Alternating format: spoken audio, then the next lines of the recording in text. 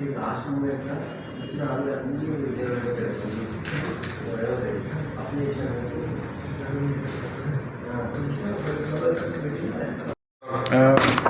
हम अंदर जादूगर सिकंदर कानपुर से हम वारंगल पहली बार अपना शो लेकर आए हैं और हनुमाकुंडा में हमारा ये कार्यक्रम कल शाम से शुरू होना है और रोज़ाना 2 शो में चलेगा। केवल 15 दिनों के लिए हमारा कार्यक्रम यहाँ पे रहेगा।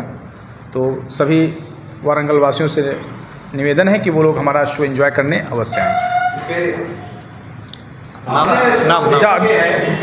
हमने 15,000 शो कर चुके हैं और लगातार ये शो चल रहा है। अभी सिकंदराबाद शो करके हम यहाँ पर पहुँचे हैं। जादूगर सिकंदर शो हमारा मैजिक शो चलता है। करीब 12-13 साल हो गए हमको। కాన్పూర్ నుండి వచ్చారు మెజిషియన్ సికందర్ గారు.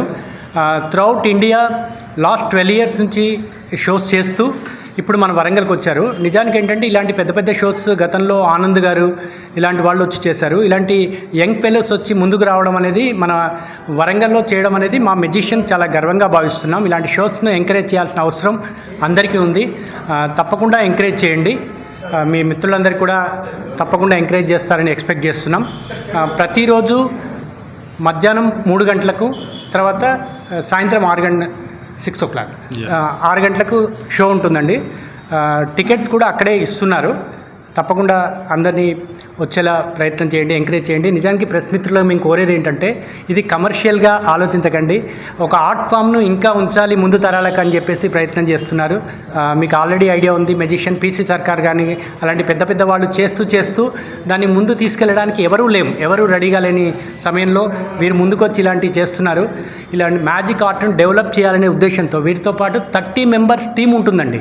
ప్రతిరోజు పాపం చలిలో అక్కడే ఉంటూ వాళ్ళు అరేంజ్ చేసుకుంటున్నారు. ఒక షో అరేంజ్ చేయడానికి మినిమం 1 వీక్ నుంచి అరేంజ్ చేయాల్సి వస్తుంది.